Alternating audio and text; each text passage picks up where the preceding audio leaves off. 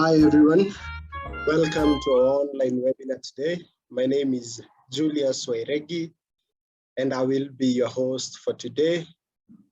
The online webinar is dubbed Navigating Life After University, and this online webinar has been organized by Moringa School and the Campus Ambassador Program, which is a program that is led by students from different universities who represent Moringa School in our universities.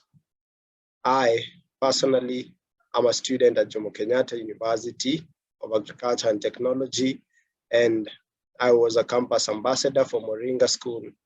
I have been since 2019, 2020, and for this year, 2021. Today, we have our panelists ready to tackle this agenda that we have today. It has been months of preparation together with our moderator, Rebecca Mbugua, and our lead campus ambassador, Timothy Wangwe. And today we have Gift Maseno, who is an analyst at Bank of America. Gift wave. We also have Isaack Motanya, who is an engineering analyst at Goldman Sachs, London. Hi, Isaac. And finally, we have Gabriel Mbugua, who is a DevOps engineer at Safaricom. The Campus Ambassador Program has been a program that has been running for a number of years and our main agenda in the program is to share the vision of Moringa on how to equip students with market-ready technology skills in software engineering and also data science. Today, Moringa School has grown a wide base of students who have gone through the school, who have acquired the skills that are needed to work in the ever-advancing technology space in our country and even beyond the borders of Kenya. We have Sasha with us today, and I would want to invite Sasha so that she can share a bit about Moringa School. Karibu, Sasha. Welcome. Thank you so much, Julius, and the team who worked so hard in putting together this event. So as you have heard, my name is Sasha. I am a marketing associate at Moringa School, and we are very excited with the work that our campus ambassadors are doing. So if you're also interested in starting a chapter or starting an IT club, a tech club in your respective schools, feel free to drop like your name in the school that, like the university or the college that you're representing in the chat box, and I'll be able to reach out to you so that we can see how to organize for that. So I won't take much time because I know all of you are here today to get to learn from our panelists, get those like tips and tricks on how like you can go through like what next after university, what next after completing college, after completing your studies, how do you network and the like. So on my end, I'll just speak briefly on Moringa School, so that you have a picture of what we do, what our mission is, and our vision is currently in Africa. So allow me to just share my screen shortly. And worry not, I'm going to be very brief.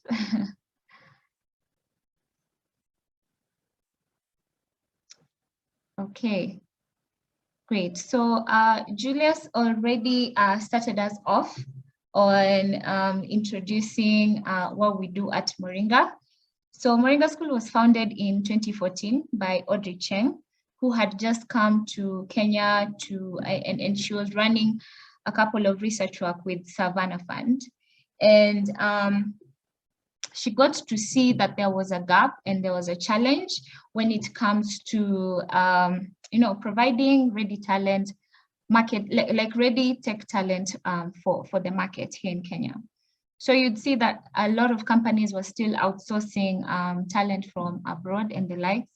But over time, she set up Moringa School to provide solutions for the same.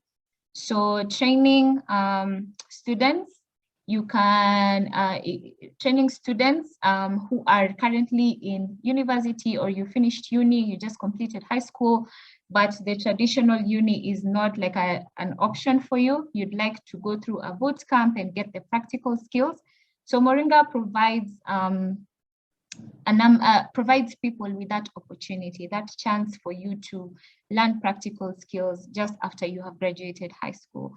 And some of these skills that we train in are programming. And over the time in 2018, we have been launching new courses in the market. We have also expanded into other geographies beyond Nairobi and Kenya. So as you can see, we offer practical training in tech courses through an accelerated and blended learning model. So by this, we mean that we offer our programs in a fast-paced environment. So what would have taken you 4 years, say in a computer science or IT degree in school, we package it and deliver it in a bootcamp model for 6 months. So we have a software development course that is 20 weeks long, data science course that's 23 weeks long. And recently this year, we've launched 3 more courses. So students can actually take an international diploma in computing course. Excuse me. You can also learn DevOps. We have professional development skills training. So there are quite a number of programs that we run, and my colleagues will be sharing the links in the chat box.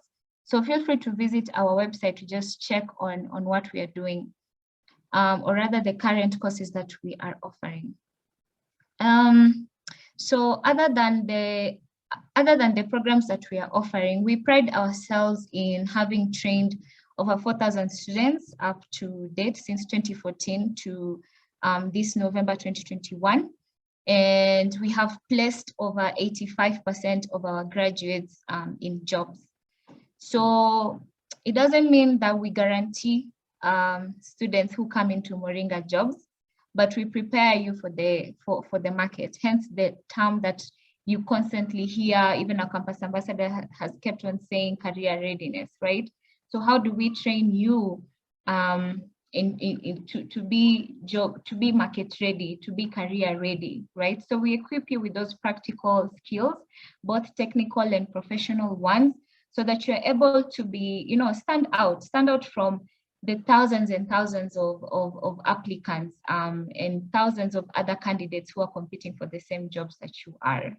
Yeah, so we have, and how do we do this? So aside from our curriculum that's quite modern and different, we also have a graduate support program, right?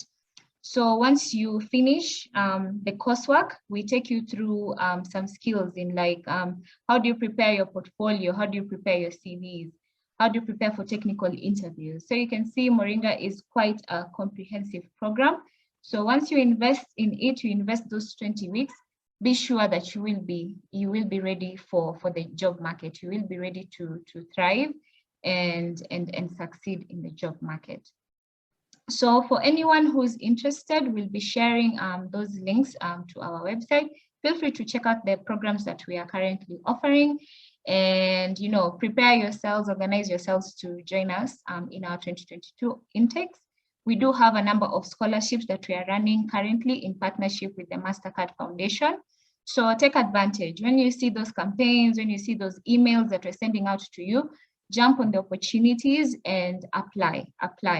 So don't miss out on the upcoming intakes in next year, and the opportunities for scholarships and financial aid are available to all. And lastly, I think I forgot to mention that you don't have to be in Nairobi to take our courses.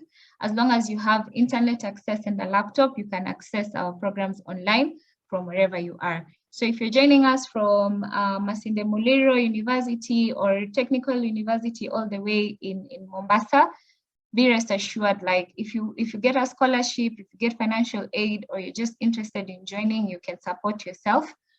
If you have those access to internet and a functioning laptop, you can definitely take our programs and continue learning. So I'll just stop there. And I'd like to thank you guys for giving us the chance to even take you through what we do and joining today's webinar. Engage, interact, and learn as much as possible from our panelists today. I will hand it over back to our host, Julius, from this point. Thank you. Thank you, Sasha. So at this point, I'd like to inform our participants that the chat is open. If you have any question, you can just write it up as we go on with the webinar. And also, if you have a question that you want to ask, you can also raise your hand through the reactions button so that our moderator can see you. So at this point, I'd want to invite Rebecca, who is our moderator for the webinar, to go on with the webinar. Karibu, Rebecca. Welcome. Thank you, Julius. My name is Rebecca. I am a campus ambassador at Moringa School. So excited to be here and with all of you. And please introduce yourselves in the chat box below. And also check out the link that has been posted to Moringa School, the courses that are being offered by Moringa School. These are amazing courses you would not want to miss out. Personally, I'm very passionate about Moringa School, and checking out their courses, tech is a great place to be in. And so I'll invite all of you to join us here at Moringa School. So with that, I'm going to share my screen where we have questions for the panelists.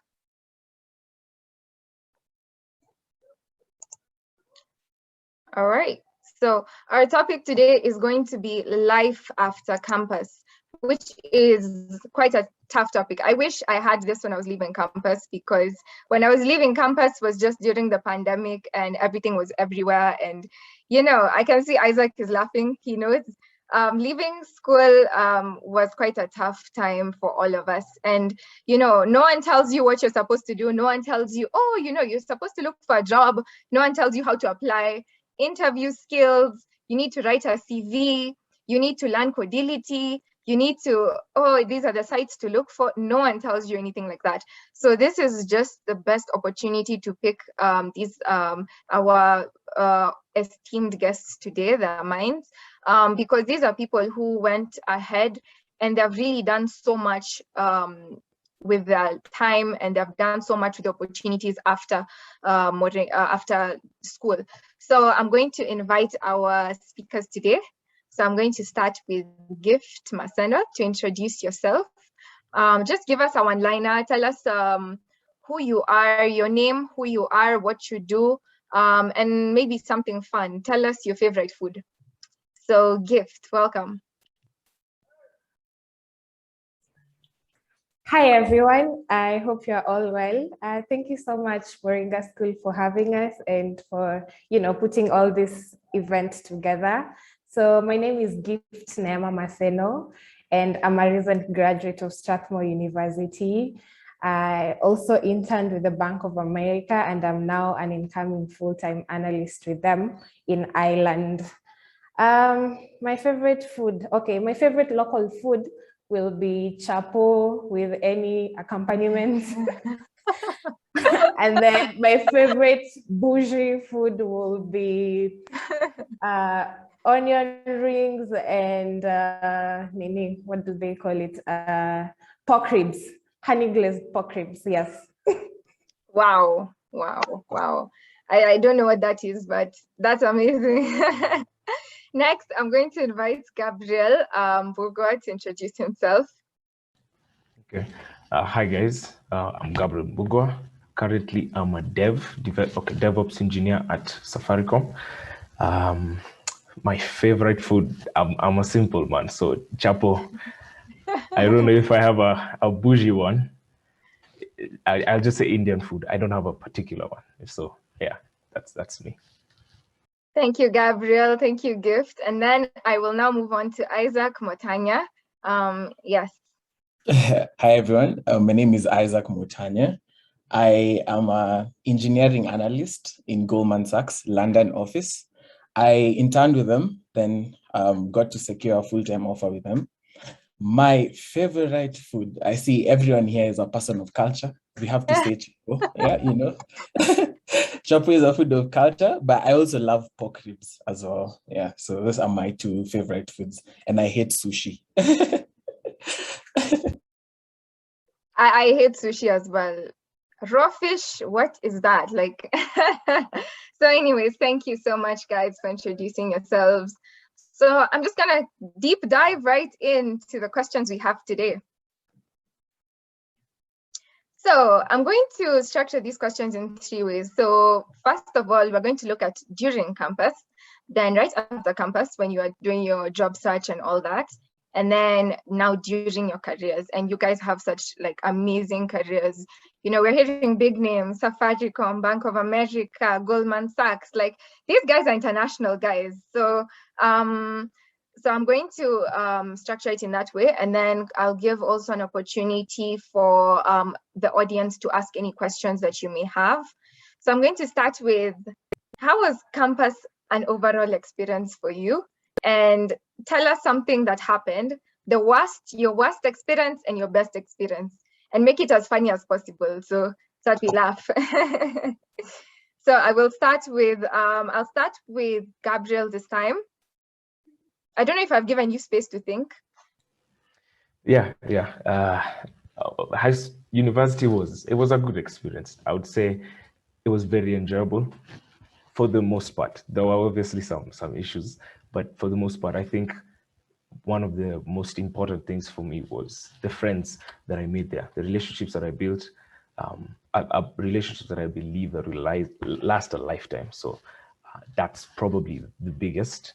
But also it forced me, you could say, to learn how to develop the discipline through constant deadlines and assignments almost every single day.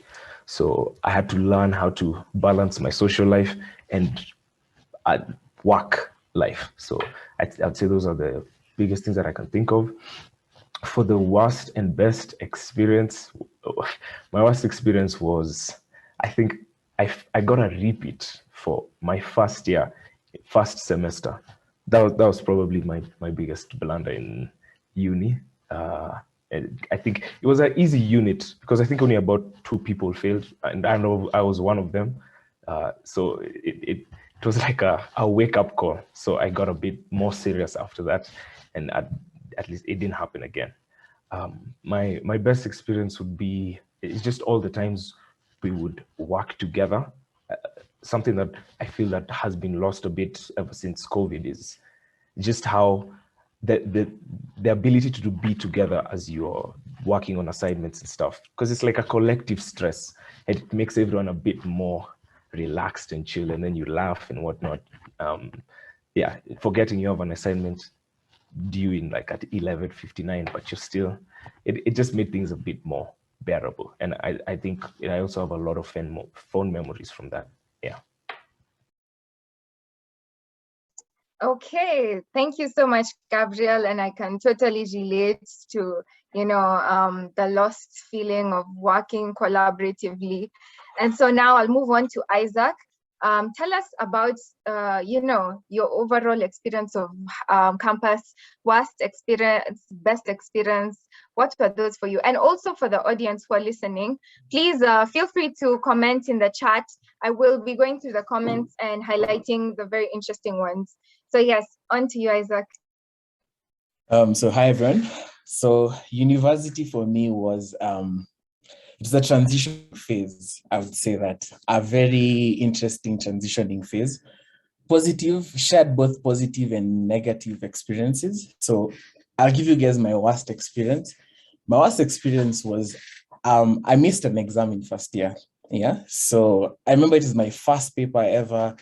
I had read and all that stuff. It was intro to programming, and I couldn't do that paper because of like issues with my fees. I couldn't get an exam card. I didn't know who to reach out to. Man, I will never want to feel that ever again, because it was such a bad feeling, you know. Me not doing an exam and my friends are doing the exam was really not good.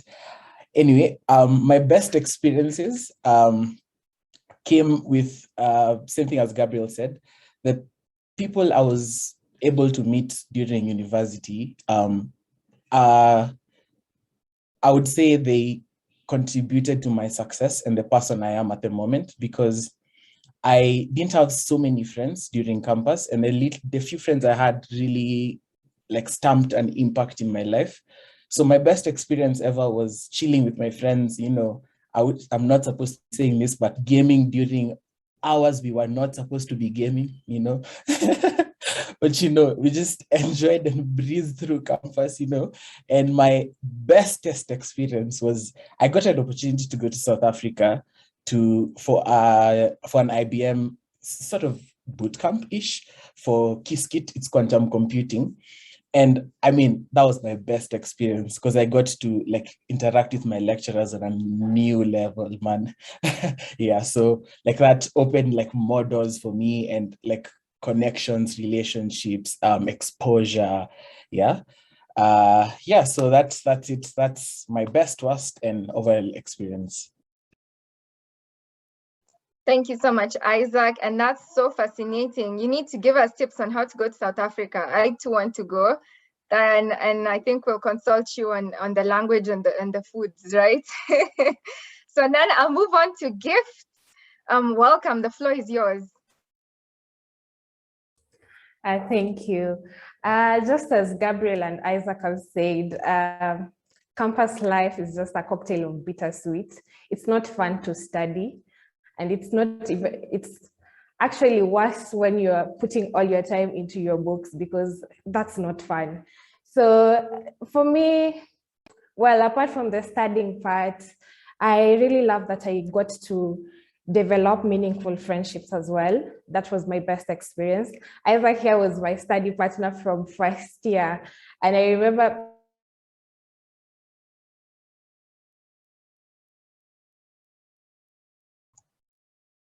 I think there's a bit of a freeze here. So we'll just wait for a couple of minutes.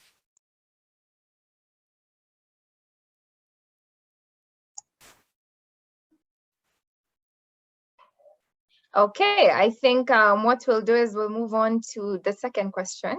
I think there's a connection issue. So yes, so what are your takes on further education? And would you go for it? What's your advice for someone who's considering it, or someone who's saying, master's not for me? What's your take on higher education? I'll start with Isaac. Okay, so my take on furthering one's education. Okay. My personal view of this is if you are convinced and you're sure about what path you want to take in the field that you are in, I would definitely advise you to go ahead, do your master's.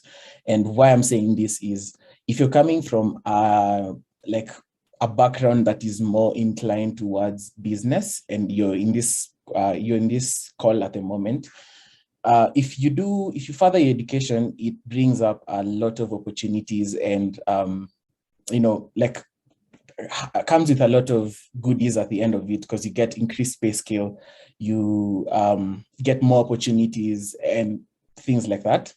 So for people in engineering, what I'd say is get to figure out what's your passion. What do you want to follow out in the engineering field? Is it cybersecurity? Is it DevOps? Is it programming? Like refine what you want to do, like find your footing. Is it data science? And then take a master's on that, so that you don't end up doing a master's in programming, co-programming, and then you get your job in data science, and then you find a new love that's data science, and you're left with a master's that would really not much help you, would be good for your CV, but would really, really not much help you. But if you love researching, I would tell you to go for the master's. Like, go ahead and get the master's, because there are positions. I was going through my LinkedIn, and I was receiving updates for positions in HP, Google, and I think Apple. And what the requirements was, you needed to have a master's and some a PhD to hold like such positions. So you see, if you feel like research is a good field for you, then go ahead, further your education. All these things pay off at the end of the day, because I mean, we don't want to be devs at the end of our lives. So we'd want to get into research, hold like other senior level jobs. So an MBA would do well and such things. So furthering one's education is very important. It's really, really important. But anyway, you don't really have to further your education if you don't feel like it's not necessary for you. I will go work at Google for the next whatever years of your life, and if that brings you satisfaction, then well and good. But furthering your education opens you up to more opportunities, give or take. Yeah, so that's my response to that. Oh, wow, thank you. That's a brilliant response. Thank you so much for that. And what about you, Gabriel? What's your take on that?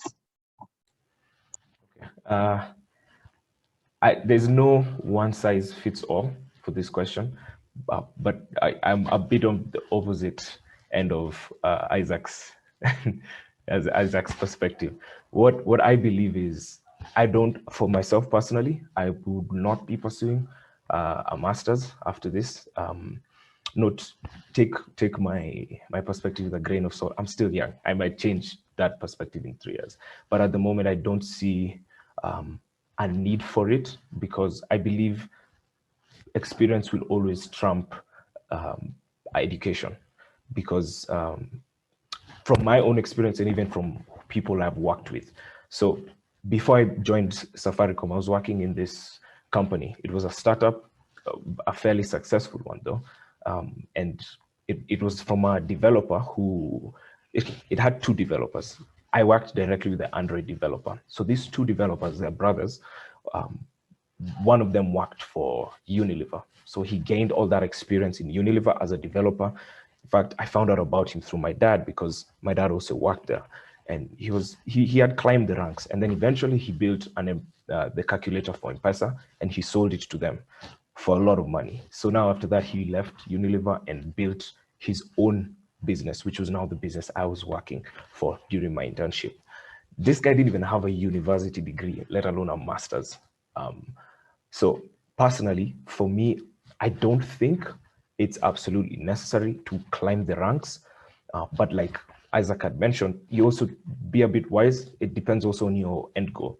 I do think if you're going to try and get the very senior management roles, you probably do need that.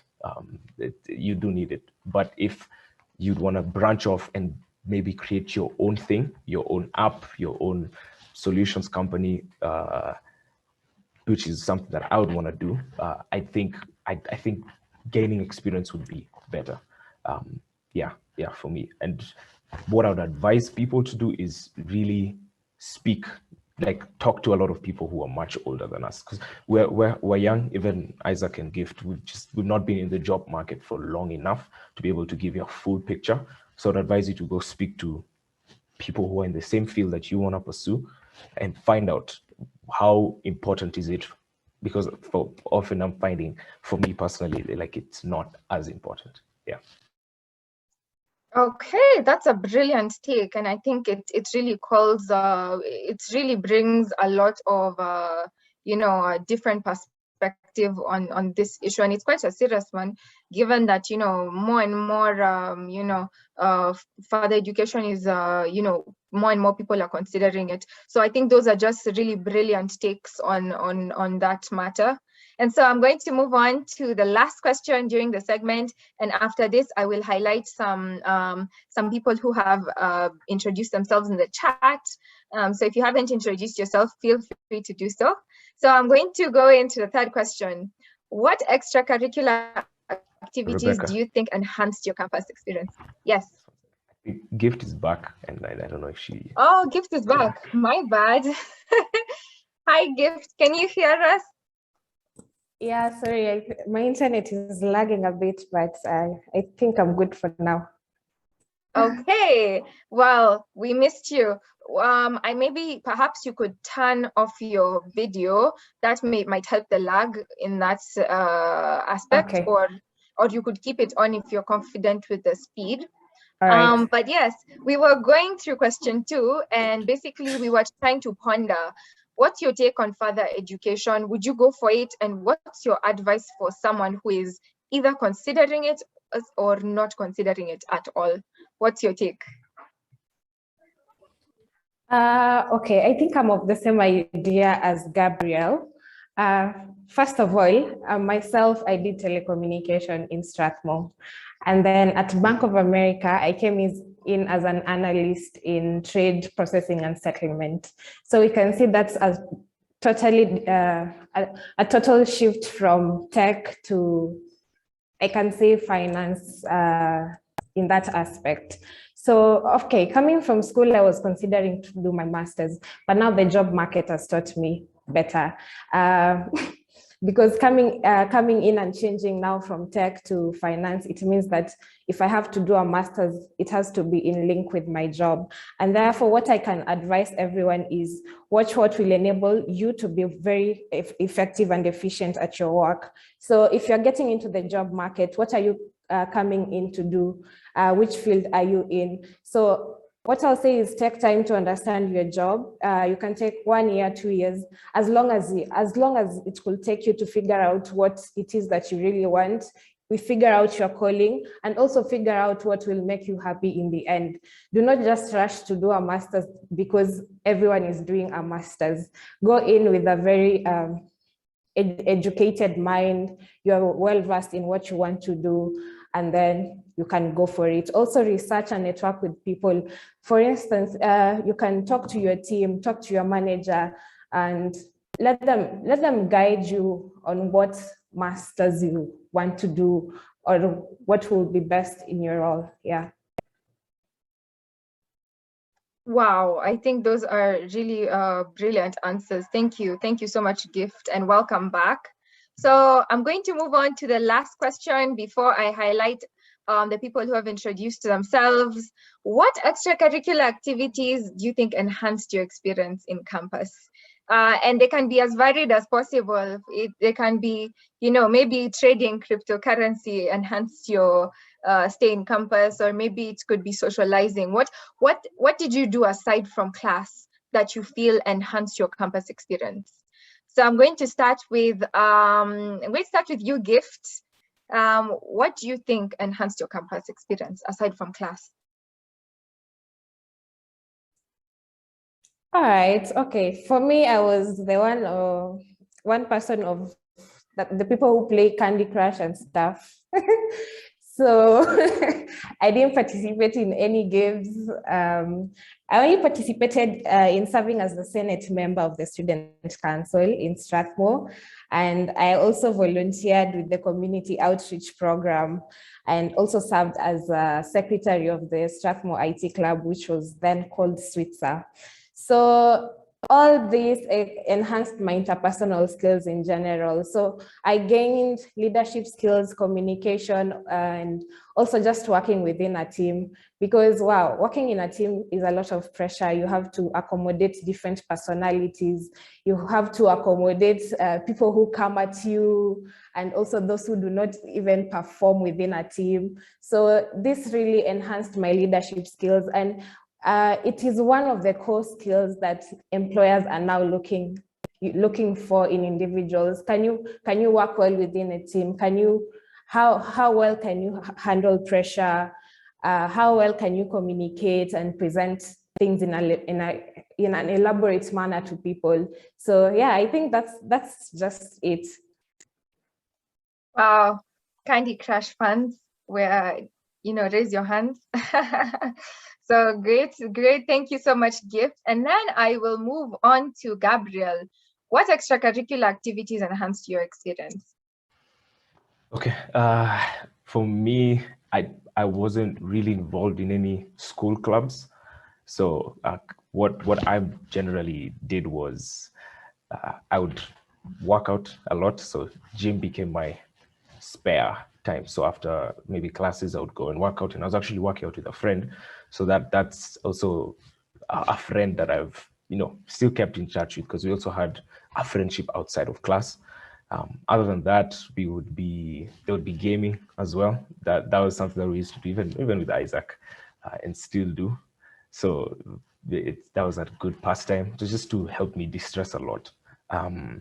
Yeah. So it was mainly just that, but I also did a little bit of, you could say, pair programming with a friend. We would often meet and just code together, get some code, like lead code questions, and try and crunch them as often as we could.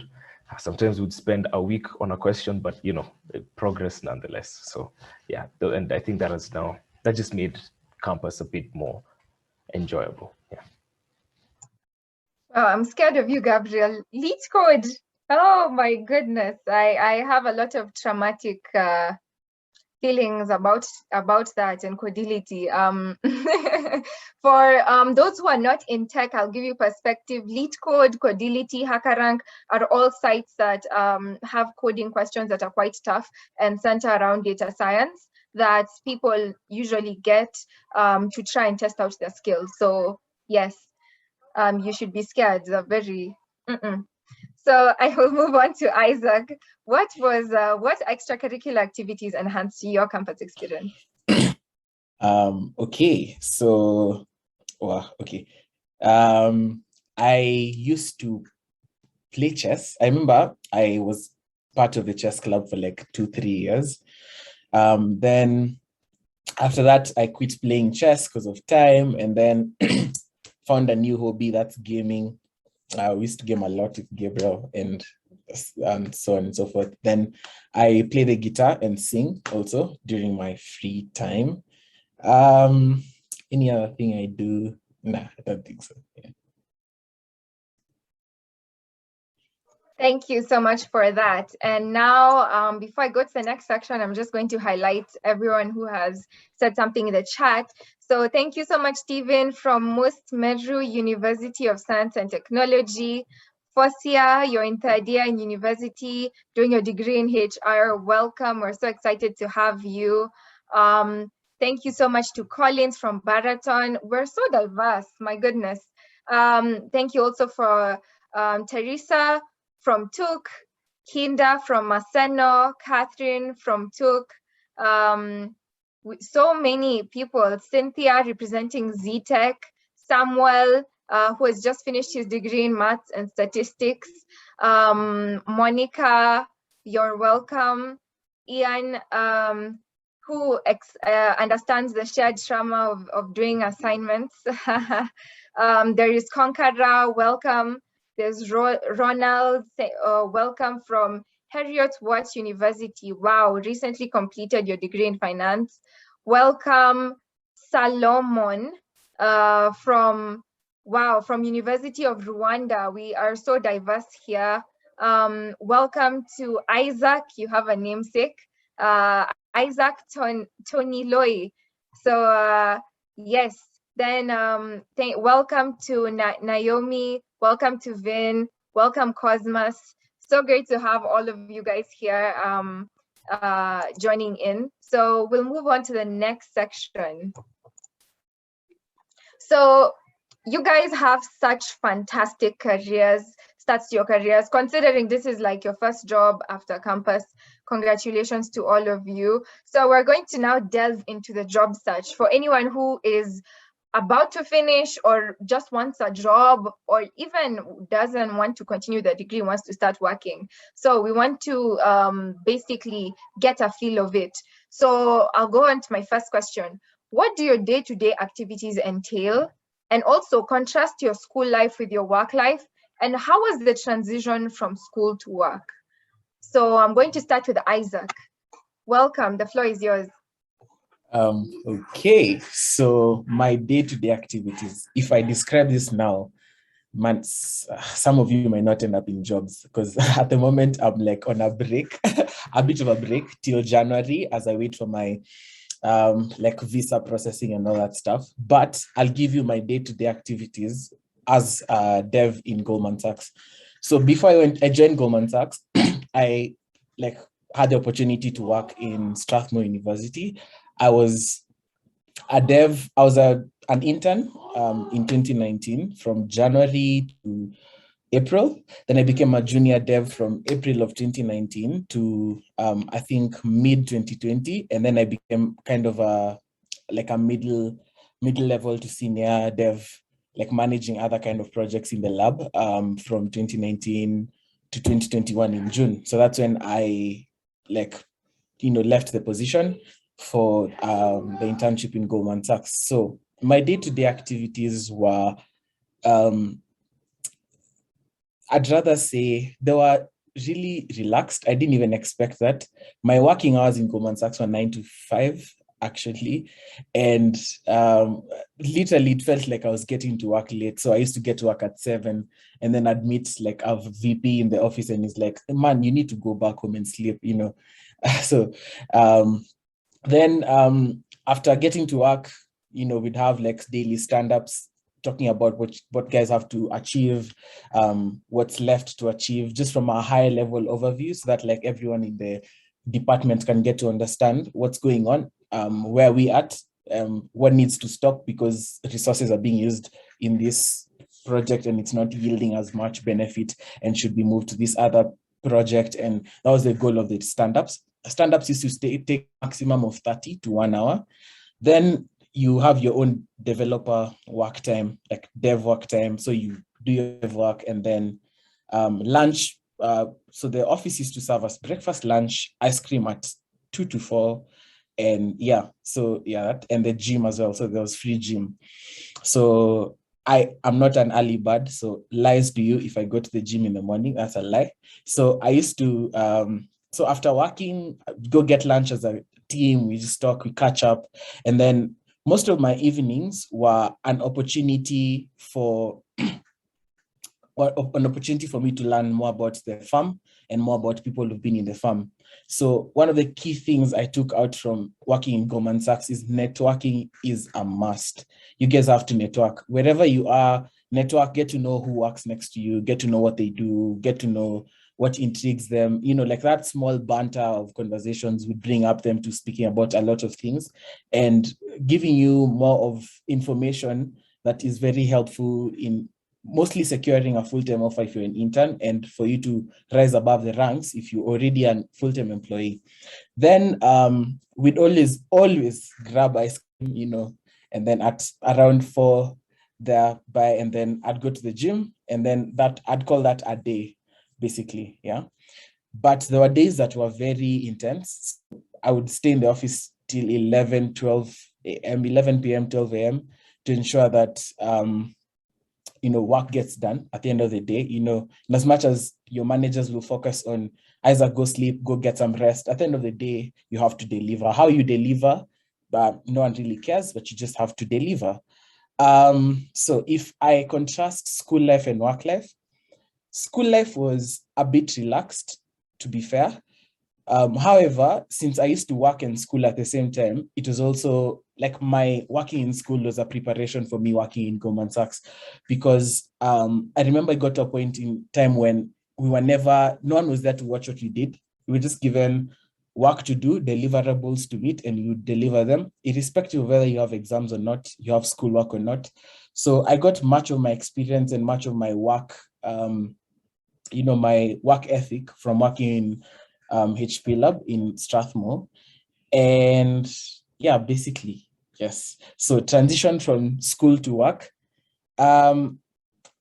This transition was interesting because I did not know what field I'd want to major in, actually. And God knows, I never thought I'd end up in a finance company at the end of the day. Because I remember I was having a conversation with a dear friend to me, and she was telling me, Isaac, I think you should not limit yourself to just programming. You should open up your mind to working in other fields. And you should as well open up your mind to working not in Kenya, because my goal was Safaricom and Microsoft. And I do not know if we will get a chance to speak about that, but those were like really sad moments in my life. I got like 20 rejections from both companies and I'm still standing here. But so that's when I basically went to my LinkedIn and ticked Kenya, ticked Europe, and mostly countries that sponsor visas, ideally. So I ticked them and always received alerts for jobs and applications there. So the transition was, I'd say, smooth for me because I worked in school and I was able to like transition well and get to understand what exactly are my strengths, where do I do well in, and what ideally should be the focus for me at the end of the day. So yeah, so my transition from school to work was not really as bad, but me finding what I love doing was the hardest thing for me to do. You know, I didn't know if it's, you know, there are very many fields in the tech industry, and so many of them are not really like gazed up upon, or we're not really taught in depth on them. We're just given a surface view, and we just become jack of all trades who know, I know cryptocurrency, but I don't know how it works. I know cloud computing. I know its textbook definition, but I don't really understand what cloud computing is. Because once you put cloud computing on your CV, the person who will reach out to you will assume you know cloud computing. Because I remember I took a DevOps interview. I will never say I am a DevOps engineer again. The things I saw were traumatizing. You know, I was done with the interview in 1 minute. I just said, I can't do this. I quit. I went and played games, actually. So the idea of getting to know what my passion is was a stretch. But yeah, here I am. So that's my take on the question. Wow, that's a brilliant question. It's quite funny. Next, I'll invite Gabriel. What do your day-to-day activities look like? What's the contrast between your school life and your work life? And how was the transition for you? So welcome. Okay, question though. I wanted to know, is the question my day-to-day activities like working, or was it during when I was looking for a job, you could say? You can give us both. Okay. So you could say I was lucky enough to still get a job when I was in school, because I think I've been working for a year and maybe 2 months, and I was still in school last year. So I wasn't actively looking for a job. I remember I was with a friend. She sent the link for the Safaricom role on our Discord, because we normally have like a little Discord group, and she sent it, and we saw the requirements, you know, 3 years experience doing this, and you're in uni, so obviously still you don't have that experience. So we said, you know, what do we have to lose with applying? Let's just do it. So we applied and forgot about it. We actually were so sure we wouldn't get this role. But before this, both of our CVs had experience, because we had both worked. We had both done an internship and a job. So, and we'd also, this is the same friend that I would be practicing pair programming with a lot. So our CVs already had some skills and experience on it. Then we were called. We thought, okay, yeah, they've called us, but we still won't make it. And we did the interview, which was very easy because we had been practicing with LeetCode. So we were able to get through that. Still didn't think we'd get it. And then we got it. Yeah, so somehow I wasn't actively looking. So what I would just tell people is to do is apply, even if that experience that you see in the job description is a bit intimidating. Just go ahead and do it. You have nothing to lose. Obviously, like Isaac said, apply to something you know you're competent in, because you will be found. People will find out whether, if you somehow get the job, it will be found out in there. So yeah, build the skills and then apply for what you know. So my day-to-day activities are similar to Isaac. It's just, although I don't get ice cream, because I've never stepped in the office. I think I only went there like twice. One was to get my laptop because they were giving us laptops for work, and the other was there was an overnight, we call them deployments, where we would work on a certain thing. Yeah, so it was just, those are the only 2 times. The rest of the time I'm home. So I wake up, okay, I try to, I'm becoming a bit more consistent with it, but I go to the gym at like 5:30 in the morning, come back and, you know, feel a bit fresh. There are some stand-ups in the morning. So the stand-ups, you just go and you explain what did you achieve the previous day. Yeah, work with the team to figure out the solutions that you need to figure out, and then you'll have we call them sprints of about 11 days, where you have 11 days to complete the item you picked up, and then at the end you'll present what you've done, you demo what you've done. So that's kind of my day-to-day activities. The days that are very relaxed, where I can be done with work midday, but there are also days where I could go overnight. So it's a mix. So contrast for school life and work life. Initially, I had gotten this role when I was still in school. So that was a really, really challenging because it was a full-time role. It wasn't an internship or part-time or anything. So I was expected to be in all the meetings. I was expected to deliver. And you know, you're still learning, especially at the beginning. But we had a very understanding manager. I say we because I told you I got into Safaricom with that friend and we were actually in the same team. So we had a very understanding manager who would understand, you know, they would let us, they would give us work, but they would also understand if, for example, we needed to sit for exams, why we would not be able to join meetings or deliver on some items. So, but the transition, I personally enjoy work life a bit, way more than school life. Yeah, I find it more enjoyable and more fulfilling. Uni, although I had mentioned above, it gave me a discipline. So I learned how to balance my social life and my schedule. So it wasn't too difficult going into a space where, like Isaac said, nobody cares how you achieve something. It's just do it. When the deadline reaches and you're asked, you better have done it, or you have a very good reason on why. So yeah, that's it. It wasn't too difficult to transition especially after finishing school. But during school, it was a lot. It was a lot to deal with, but we made it. Yeah. Wow, that must have been really difficult. And also, there's someone in the chat called Martin who wants to know, what's your deadlift PR? I don't know. Yeah, what is your deadlift PR? I don't know what that is. Maybe you could explain to us briefly, and then. A deadlift PR it's a workout in the gym. You could Google how the exact movement, but yeah, it's my deadlift my personal record, the best that I've done, and it's 170 kgs. Yeah. Wait, you've lifted 170 kgs? Yeah, what? yes. That's quite crazy. Congratulations. And then I'll move on to Gift. What is your take on this question?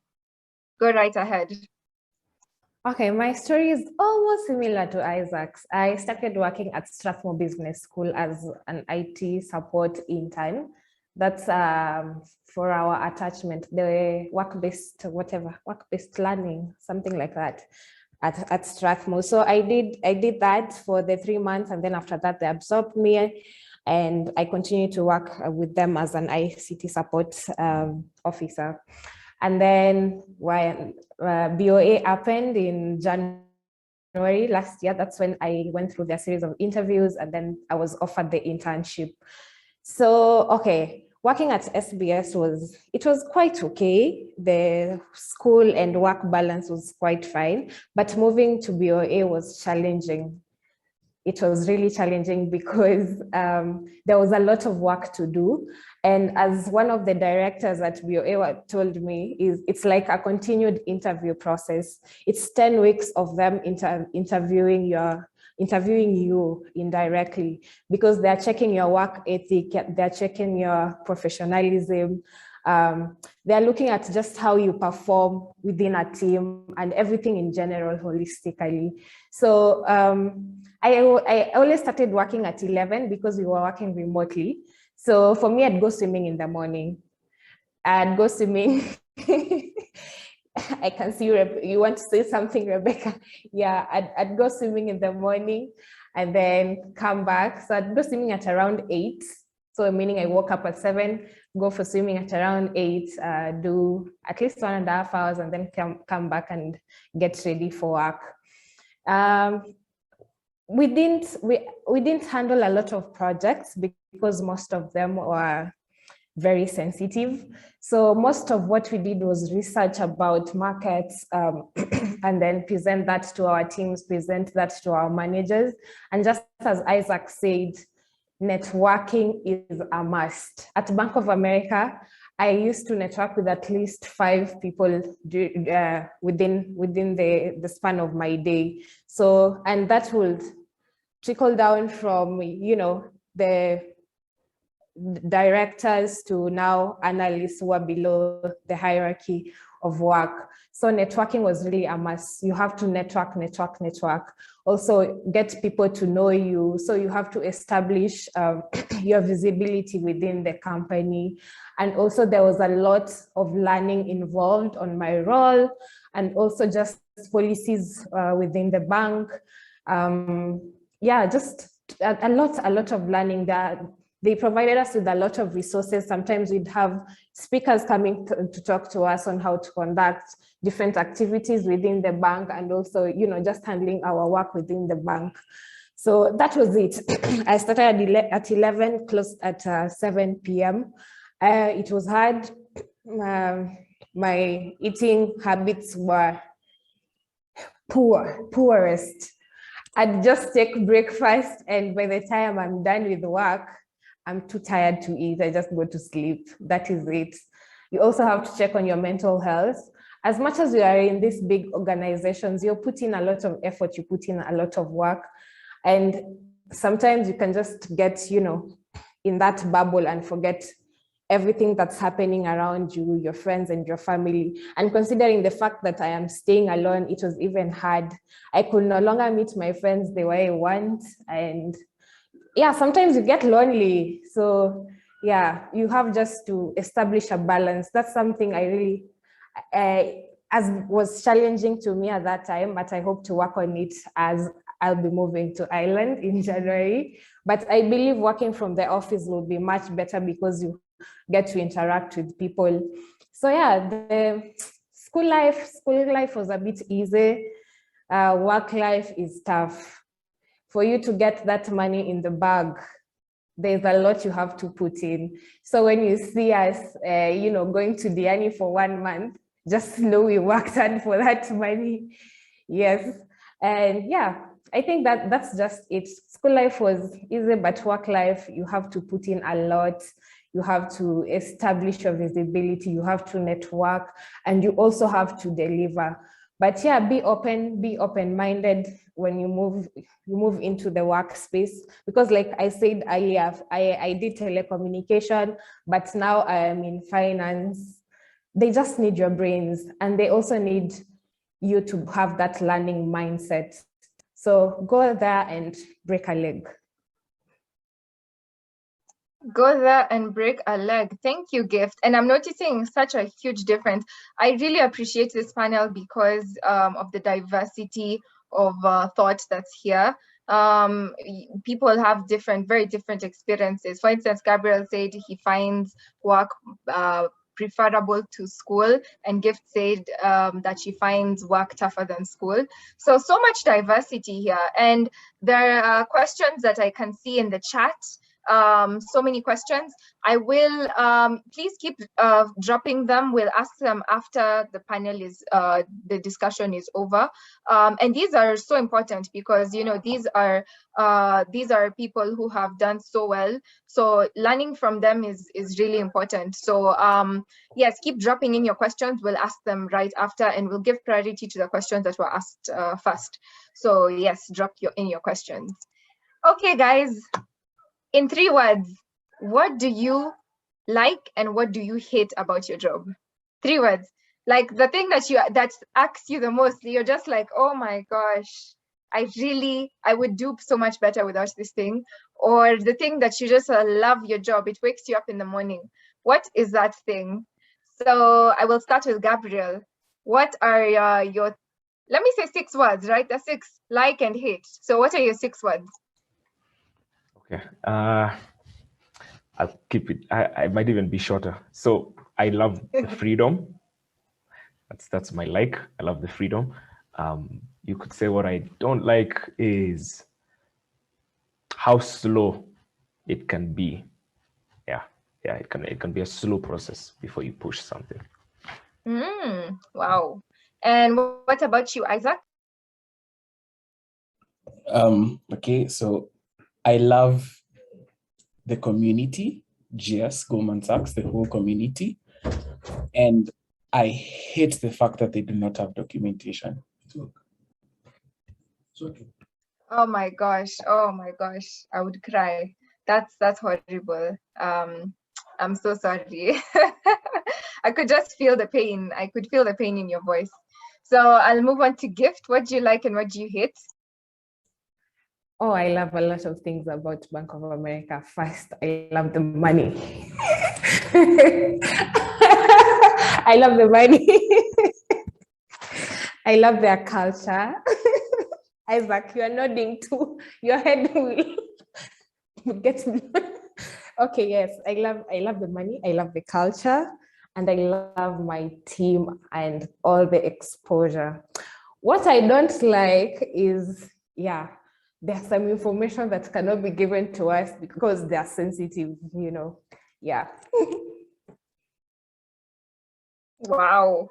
And I feel like we've already answered how you guys got your jobs in the top companies. So I would say I would direct our last 2 questions in one. I'll package them in one. What do you think helped you get this job? Was it your CV? Was it networking? Was it what do you think was the it factor that got you into this position? And therefore, what tips would you give to someone who is in 4th year or someone who has just graduated looking for a job? What are your tips? So I'll start with Isaac. Okay. So what helped me land this job in Goldman Sachs? Okay, it's okay. My response to this question is going to be interesting because prior to applying to Goldman Sachs, I had applied to 9 positions in Safaricom and 10 in Microsoft. And all of you understand what getting an interview in such companies means. You'll have to do a lead code, HackerRank, Codility test. This tests suck the existence out of you, because you have to prepare for them and have to do all those things. So you can imagine having 19 failures, literally 19 failures. And I remember it got to a point, I did my last Safaricom interview. It was bad, the DevOps one, and I decided to not apply to any company again. So what happened is that I applied for Goldman Sachs in January because of the conversation I had with my dear friend. And I was just like, let me apply for this one international job. If it comes through well, I forgot about it. So coming to September, October, November, I was done with my applications to these companies. I did the interviews, got the rejection letters. Some I never heard from them, just checked on my portal in their companies and not selected. And I was just like, fine, fair. I'll just leave this out and really not do anything about it. Then here comes Goldman Sachs in December. Oh, thank you for applying, yada, yada, yada. I'm like, okay, I applied. Can't even remember, And at that point, I'd lost hope. I didn't have a single shred of hope. I prayed, I did all I could.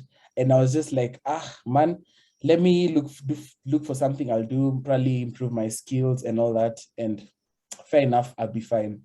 Okay. But I remember the CV I used to apply to Goldman Sachs was not my average word CV. There's a time we were having like a call with Gabriel and some other friends. our normal like day-to-day talks, and we're just like, there's this site called resume.io that enables you to literally make a really presentable CV, and you only pay like 500 bob. They had an offer, 500 bob. I was just like, fine, let me make this CV, and that's a CV I submitted. Then started my processes in December. We did like Goldman Sachs. I love this company because imagine your first interaction with them is them telling you about Codility, because they understand there are people who don't know about Codility, HackerRank, and LeetCode. They literally took us through solving 3 questions with their senior developers in the company. And like through that, we're able to pick up some few, do's and don'ts when you're answering such questions. And then I did my Codility test, and then passed, went to the next stage.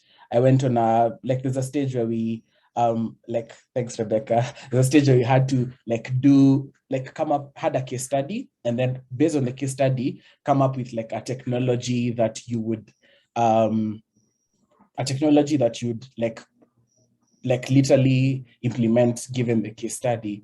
So that phase passed. Then the last phase is get to know you, get to know if you're a fit for the firm, read all questions, a little of read all questions. And I got in, So at the end of my interview, I asked my last interviewer, what do you think about me as a person and as a fit for the firm? And the guy was just like, I can't answer this to you now, but in the event you get a job, this information will be given freely to you. Yeah. So I literally forgot about that. That was January, February, tough times. Anyone who's in Strathmore will tell you, Feb was a hell of a time, because that's when we were finalizing our projects. It was mad crazy. So I forgot about it. So in April, I received an email that has an attachment. So my mind then used to work like this. I just scroll up and check the attachment. I check the attachment and I'm like offer letter. I'm like, okay, wait a minute. Offer letter from who? Then I scroll and I see it's Goldman Sachs.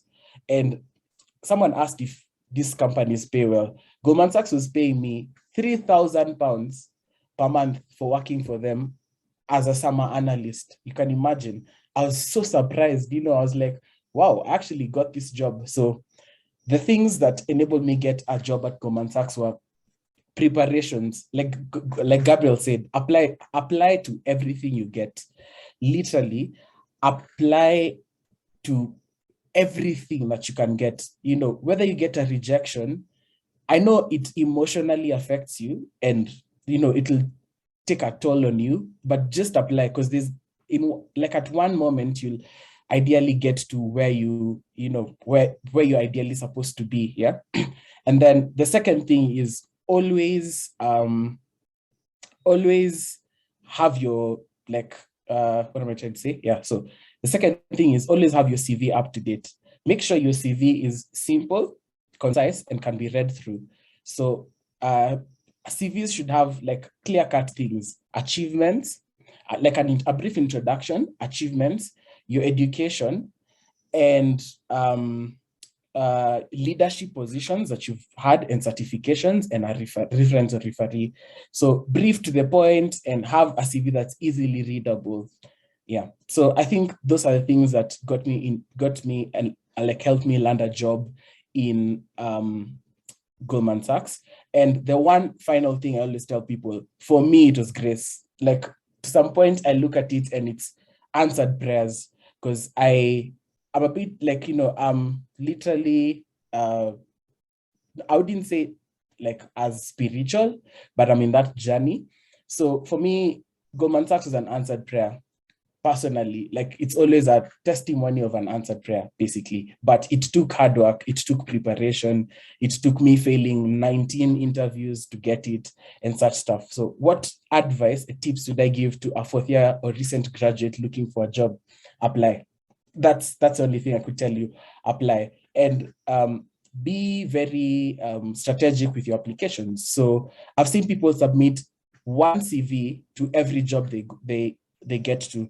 So if it's a data science job, tailor your CV to fit the data science job. If it's a programming job, tailor your CV to fit the programming job, because at the end of the day, you never, like, once I relate with your CV, I'll be like, fine, this candidate feels as though they can handle this. And why I'm telling you this information, guys, is because so I was able to be part of like a recruitment process for like a company called SEO Africa.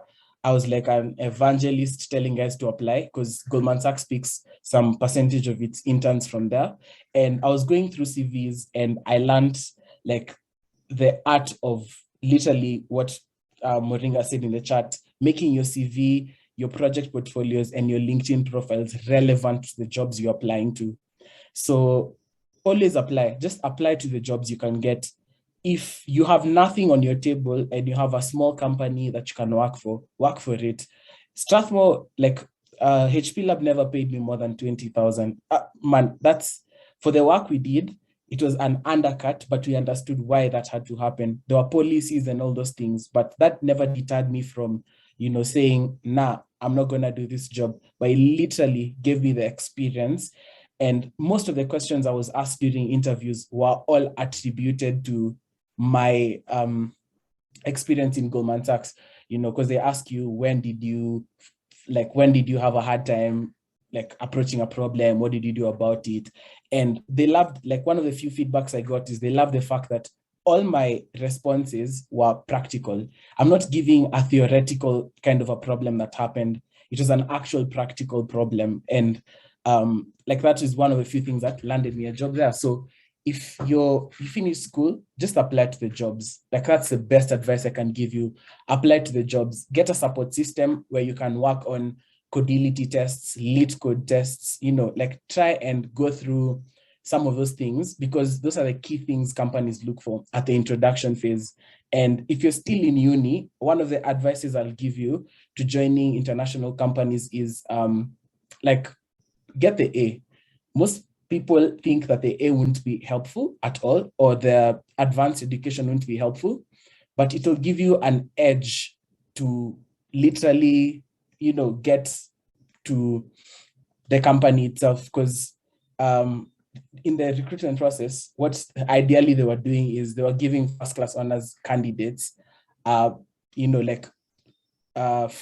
opportunity to interview, and then going lower and lower and lower. So at the end of the day, these companies use papers as a metric. Papers include certifications. So if you've done certifications, that gives you a higher chance.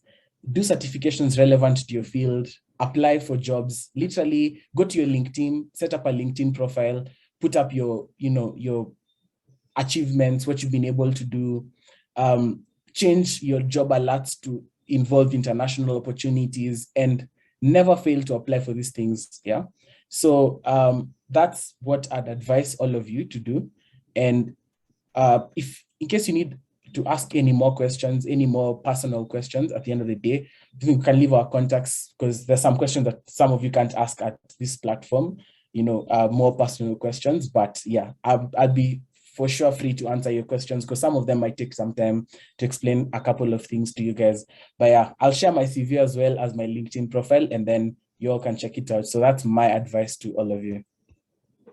I think that's really comprehensive and really brilliant. Isaac has touched on so many things, from CV writing to application, to, so many things that he has just packaged in his response. And I think if you are looking for a job, or someone who is looking for a job, these are amazing opportunity. This is an amazing opportunity to learn from someone who has been there. He has even covered applying to international opportunities. So I will now call on Gift to give us her take. What tips would you give a fourth-year student or a recent grad applying for a job? Okay, thank you, Rebecca. Just as Isaac said, personally, even for me, I just say it's just God who landed me there. Of course, they take your first class honors, they take your papers, they look at your ability, but sometimes most of us miss opportunities because we lack that favor from God. So no matter what religion you are, please, that favor from your God is very important. It lands you on the table. Because for me, I did not expect to land in a bank. And actually not even in a finance kind of department or team. But my brains got me there. My passion for learning, my enthusiasm to be part of the team at Bank of America got me the job. So, okay, just as Isaac has elaborated a lot of things, but yeah, landing the first job for me, I've divided that into 3 parts. So before you land on a job, before you apply, first research on the company that you would like to apply to. Research on the company that you would like to join, even if they are 20. Research about them, learn about their culture. Does it align with your values? Know about that. And second, update your CV, update your LinkedIn according to the role that you're applying for. So if you're applying for a DevOps role, highlight all the skills that are needed for such a position. If you're applying for a finance role, highlight all your skills, highlight all your experiences working, even in school projects. Your school projects also matter. And even when they come on to ask about your leadership qualities, you know, all those logical reasoning questions and technical based questions, highlight what you've done in school, how you've participated in teams, even in school, because that's also matters. Remember to keep your CV short and precise to the point. And nowadays there's this CV that is usually read by AI-enabled machines. Please make sure that when you're sending an application, your CV matches what your employer needs to see. And thirdly, apply for the job. Remember that you are very capable, you are equally good enough to the task that you're applying to. You know, when I was going into the bank, of course, most of the interview questions that they took me through were finance-based. But how did I tackle that? Networked with people in finance. I had a whole HR person take me through interview questions in finance for a whole night. It was that time, Isaac, also in January, where we are submitting projects, we are doing exams. Trust you me, I did not sleep for a whole 2 days. I went, did my exams, came back and did the series of interview with my HR friend for the whole night. And Bank of America had also given me a presentation to work on, to research and then present to my manager during the interview. I worked on that the whole night. And then during the day, all my interviews were streamed down across my day. So you don't have like 7 people interviewing you at once. You interview with maybe your line manager for almost an hour. They give you a 15-minute coffee break. You interview with the next person like that. So a whole day, you're just going through a series of interviews. So you can imagine how intense that was. So yeah, you are good enough. Remember, you are good enough. Apply for that job. And when you go into that panel, make sure that you are demonstrating a lot of enthusiasm. And now secondly, during the interview, in the words of Barney from How I Met Your Mother, suit up, please, suit up, look good. Go into that interview, look good, make sure your hair is well kept. For us ladies, make sure you have just subtle makeup. Do not go there with a yellow eyeshadow and stuff, you know, and loops. just do subtle makeup and jewelry, and that's it, you're good. Also, when you go in, when you start your interview, please remember to smile. Of course, I think most of you have seen me smiling from when we started. Right now, my video is off. Please remember to smile and also have an icebreaker. For international interviews, these guys love to talk about the weather. Please just tell them, oh, how are you? How is the weather like? My name is so-and-so. This is what I do. And also remember to ask them, oh, what do you do? What's your role? Maybe in the bank. That's what I did. Because that icebreaker helps you to calm down and, you know, just get now your points in order. Don't just rush into the interview, settle in first, and also be very authentic and confident when you're talking about yourself, when you're talking about your skills, and when you're talking about your abilities. And make sure you have mastered your CV or resume. because, you know, authenticity, it really matters a lot. I remember one of my interviewers asked me, you know, about those leadership skills, how to handle conflicts in an organization. And I just told them of my experience even handling a business that I was running during the pandemic. And they were very impressed, to the point that even after going into the bank, they were following up, oh, how is your business? And you know what that does to you also? It helps you settle in. You make the interview to be conversational, not that you're just answering questions. Rebecca, tell me about you. And you just go telling about, oh, I am a student, yada, yada, yada, yada. Throw in a story that will, you know, veer off the interviewer to get to a more conversational mood with you. And then fourth thing, demonstrate a lot of enthusiasm for the role that you're interested in. So exude a lot of confidence and undying desire to learn. You see, when you're coming into your first job, you don't have all the skills needed. They're not hiring you for skills. They're just hiring you so that they can teach you. So are you willing to learn? Please make sure that you're showing them that you're willing to learn. And therefore, also after the internship, after you've gotten your offer, put your best foot forward. Make a show, let them see that they got the right man for the job. And also network. That's how you rise up the ranks, or maybe get pushed by even a better organization, you know. And make sure you know your team and strategically place yourself in a position where everybody sees you, everybody knows what you are doing, and you know, they can even be they can be your sponsors. That's how we used to call people who can, you know, mention your name in a room of opportunities. If you are in a strategic position where everybody sees you, then they can be your sponsors. They can say your name whenever an opportunity arises. Yeah, so that is it. And the skills to develop: communication and interpersonal skills, adaptability in the work markets, and just a passion for learning that will, you know, be cutting edge for you. Thank you. Wow, such great insights. I think I'll move on to Gabriel. What do you think helped you? And so we'll set a limit for each panelist. So about a minute for this last talk, and then I will get on to questions. So yes, Gabriel, have the floor. Okay, I'll keep it brief. Isaac and Gift have really covered a lot with the interview process, so I'll try and stay a bit clear for that.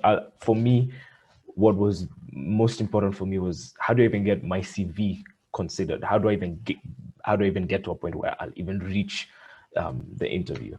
So what I would say is put a lot of time on projects and just gaining experience. I saw someone in the comments even asked about degrees. I also differ a bit with Isaac here. I personally think a degree does little to nothing in terms of, at least for the role I got. Because remember, I got this job when I was still in school. I didn't have anything to show them about my grades. They didn't even ask for that. All they wanted was proof that I was in uni. So all I did was I just got a recommendation letter. These guys never saw my grades, and they still took me in because like I said, I strongly believe experience. So what I would tell you to do is, for me, what I personally did was I spent a lot of time on projects. Find something that you're passionate about and see what you can build. So for example, COVID came, when it came around last year, March, I remember at that time I was playing around with Flutter, which is a framework that you can use to build apps. And I built a COVID-19 tracker with that. And it doesn't have to be necessarily a unique project. You don't have to create the next Facebook. It just creates something.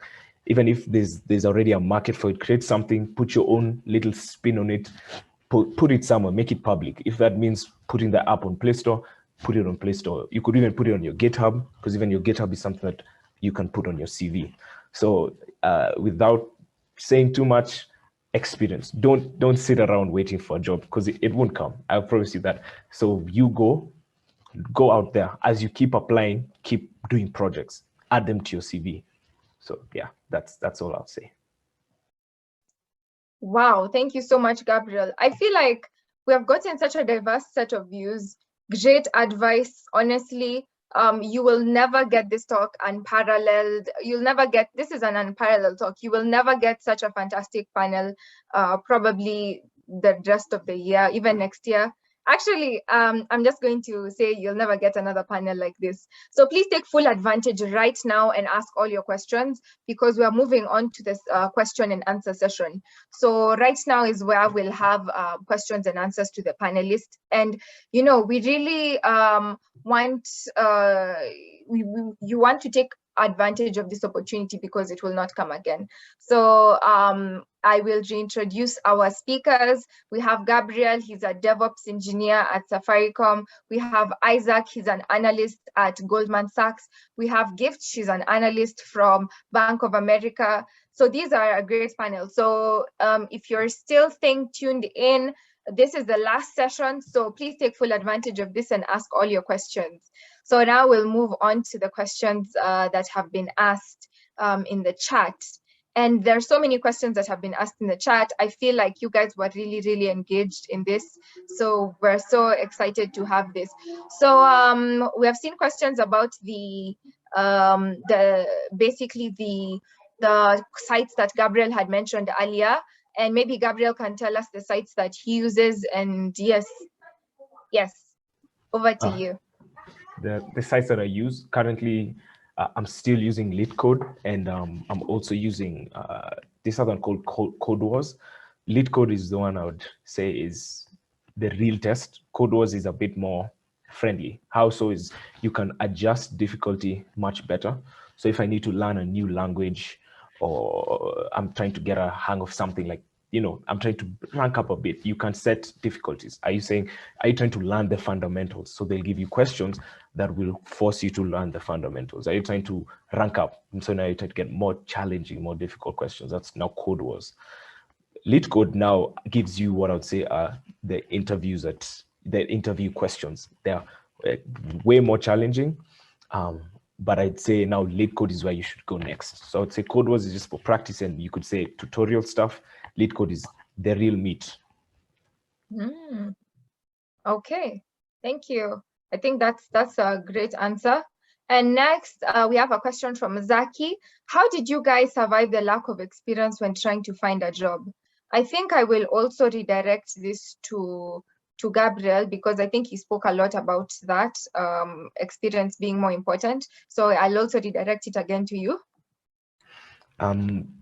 Yeah, so the question was how did we deal with getting roles when we didn't have that much experience? Yes. Okay. Prior to that, I think it was just, like I said, you just be a bit more competent in what you're doing. A thing about uni is you'll have a lot of fluff in school. So for example, I'm in computer science, but I did ethics, business law, philosophical anthropology. So these are all good things to learn. But if you're just gonna wait for 4 years before you now start learning industry experience, what I call industry experience, it'll make it much, much more difficult. So I'd say as early as you can, try see if you could work. If working is impossible, because I was very lucky because it was COVID, so I was home and I could do both work and school.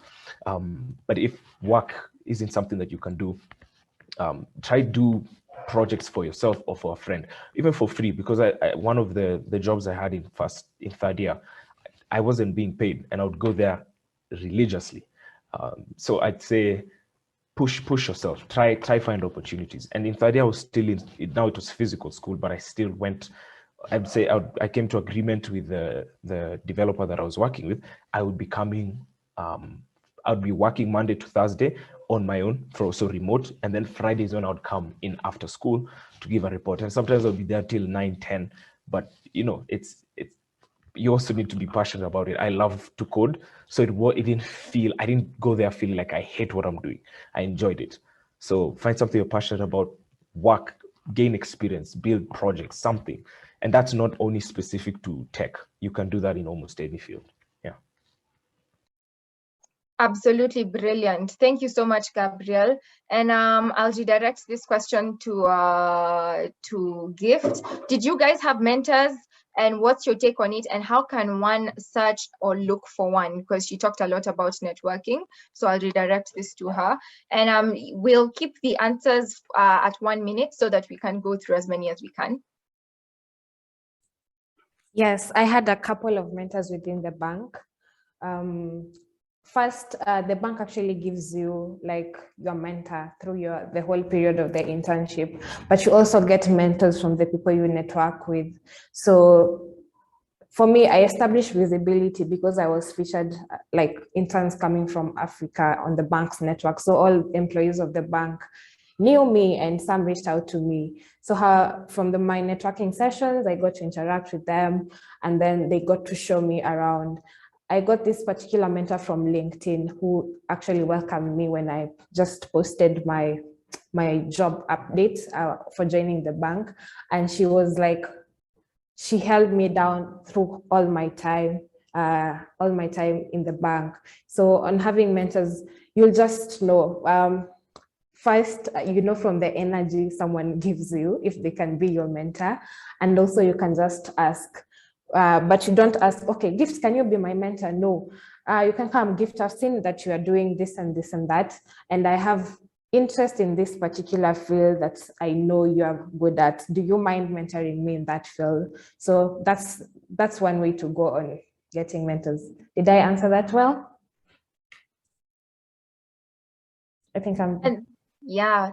Thank you so much. That was brilliant. Yes, you did answer it quite conclusively. Thank you for that. And Laurette asks, will we have a recording of this available? Yes, we will have a recording of this available. And actually, some of the questions have been answered in the chat.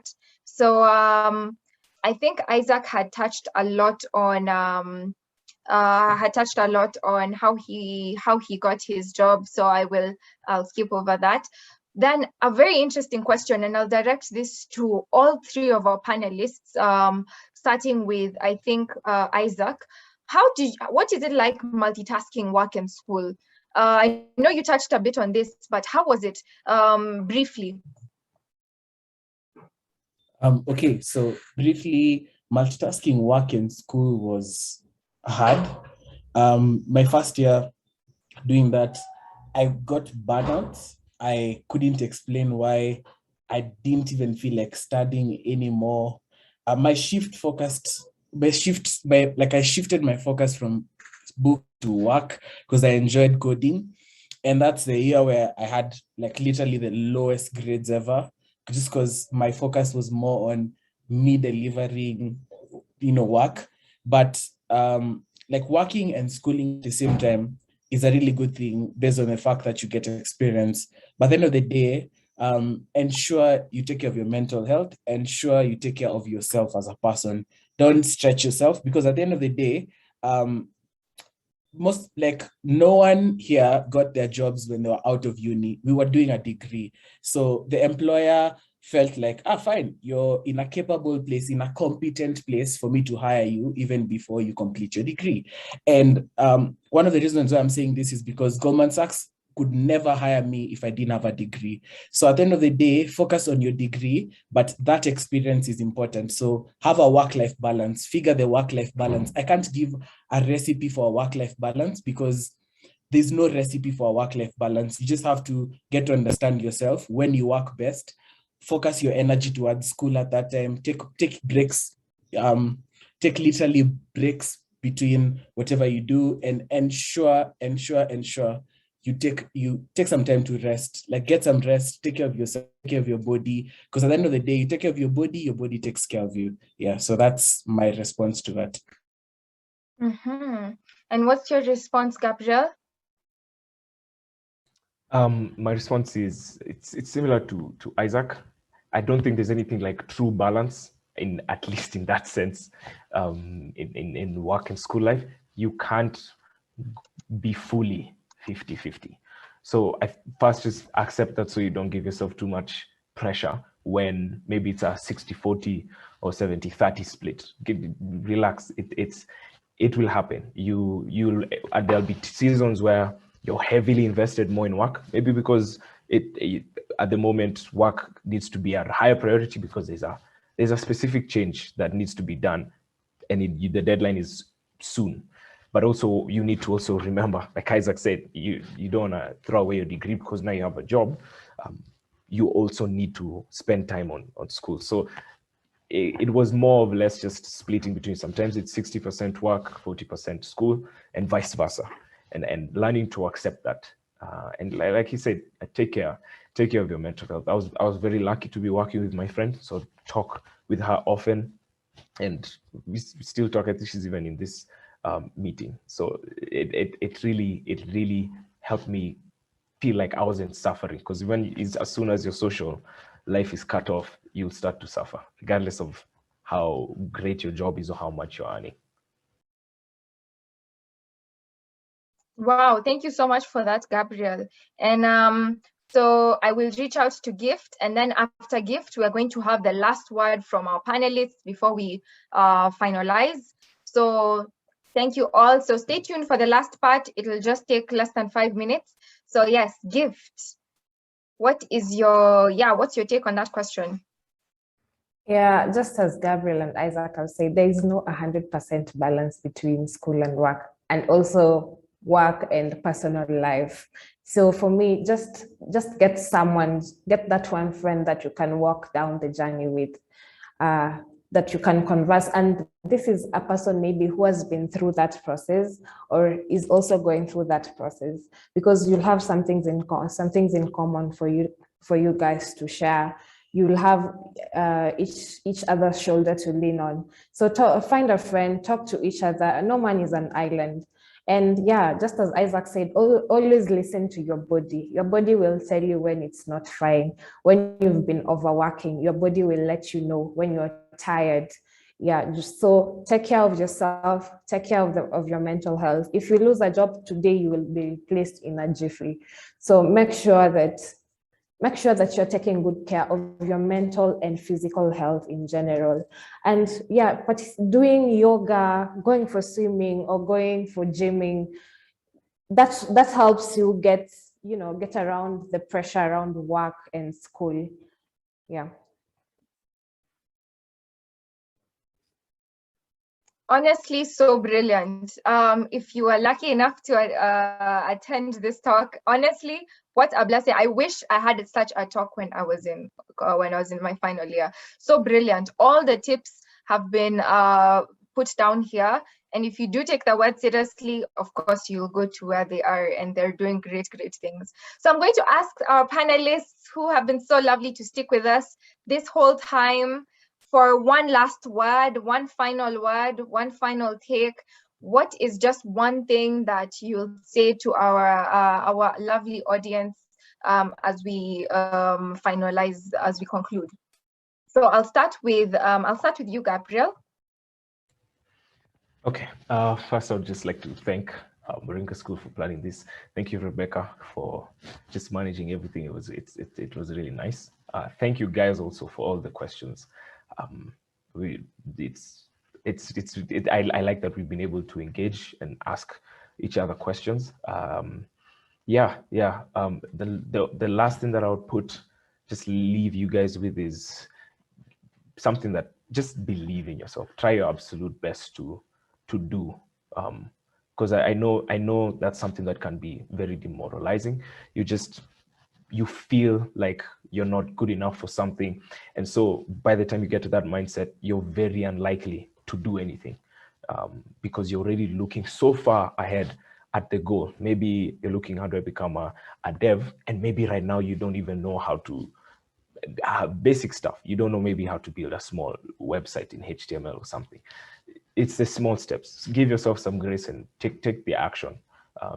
You can't just jump straight there. It takes small steps.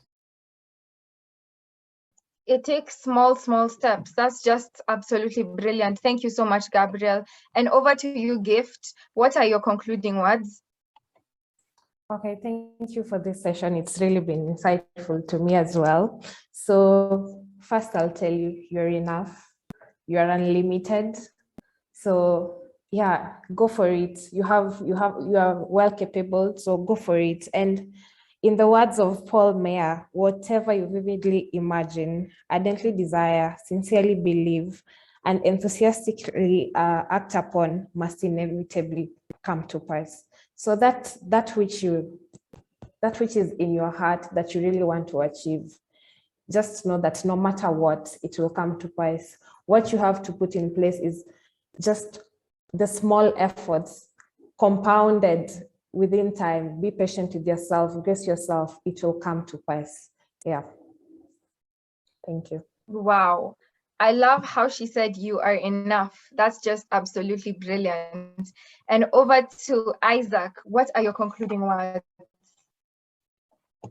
Okay, so I think Gabriel and Rebecca have literally said it all, to be honest. But for me, I'd reiterate the same thing. You guys are enough. You're competent, and always remind yourself that failure doesn't mean you're incompetent. Failure just means that there's room for improvement, you know. So someone asked a question I'd love to hint on a bit at the moment is imposter syndrome. This thing will chase you like a dog, to be fair. Because imagine at Goldman Sachs and I still have imposter syndrome. I sat down and asked myself, what's wrong with you, Isaac? You're in a position that not many people are in. Why do you have this imposter syndrome? And I figure that it follows you, like it'll literally follow you all the way down. Steps is don't compare yourself to anyone. And this will give, let me, you guys have my last word as I conclude is define success for yourself. Don't compare yourself to anyone else. Learn from someone else. Really don't compare yourself to anyone else that you interact with each and every day. I got imposter syndrome based off that. But once you start defining your success, sit down and ask yourself, what do I define success to be? If I'm learning a new language, I'll say, within the first 2 weeks, let me learn how to write a hello world application. After that, I pat myself at the back and say, good, kudos, Isaac. Let's flow on to the next thing. Let me write an application that consumes a backend service. I do that. And slowly by slowly, you'd figure out that you will never go through any phase of your life if you don't fail. A kid trying to walk will fall. There's no kid who tried to walk and never felt. I have scars because I rode the bike and fell, but that never deterred me from ideally, striving ahead and trying to ride the bike. And at the end of the day, I ride the bike and I'm happy. I was very happy riding the bike. I even sometimes let off my hands and still ride the bike and still fall. But at the end of the day is these failures prepare you for your success. So at the end of the day, my parting shot to you guys is never stop trying. It doesn't matter how something was introduced to you. It doesn't matter with what attitude whoever introduced it to you. But always remember that the small steps you take each and every day habitually are what contribute to your success eventually. So the small steps you take habitually will contribute to the big success you'll get at the end of the day eventually. So yeah, that's all from me. Thank you. So absolutely brilliant. Thank you so much. I know all the audience is just in awe of you guys, your wisdom. Thank you. So I'd like to conclude this by saying thank you so much to our lovely audience. Thank you so much to our dedicated panelists. They have stayed with us from the beginning all the way to the end, and also sessions that are not part of this. Thank you so much to Sebastian, who joined us, the chairman of Moringa School. We're so excited to have you here. Thank you to Sasha, thank you to Tim, Julius, all the planning committee, all the CAs. Thank you so much. Thank you to everyone who asked questions. You guys really made us think and really had this. And most of all, I would like to highlight Moringa School. You can find all these courses. You can find data science, software engineering, all these amazing things at Moringa School. Please check out our website, Moringa School /courses, and you can sign up. And thank you so much for your feedback. We can see Samuel says, please send us the recording. Tim says it's been good having you guys. Julia says good stuff. Samuel says very insightful. Roy said it's a great investment of his time. Monica says thank you. Colin says taken in a lot. Thank you guys. So thank you so much for joining. We are so privileged to have you guys. And with that, I will call it a webinar. Thank you. And